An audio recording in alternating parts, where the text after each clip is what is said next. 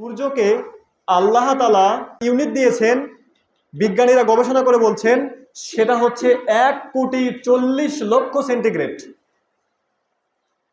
1,40,00,000 centigrade সেই তাপমাত্রার সূর্য আমাদেরকে প্রতিদিন আলো দিচ্ছে। আমাদেরকে কি সরাসরি আলো দিচ্ছে নাকি? সরাসরি কিন্তু আলো দিচ্ছে না। আমাদের জন্য আল্লাহ তাআলা বায়ুমণ্ডলে কিছু স্তর সৃষ্টি করেছেন।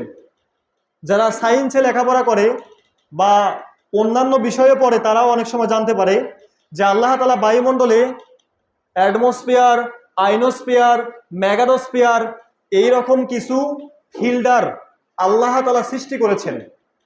এই ফিল্টারগুলোতে ফিল্টারিং করে মানে পিউরিফাই করে করে সেকে সেকে আমাদের জন্য যতটুকু প্রয়োজন আল্লাহ তাআলা সূর্যের ওই আলোটা আমাদের জন্য দেন।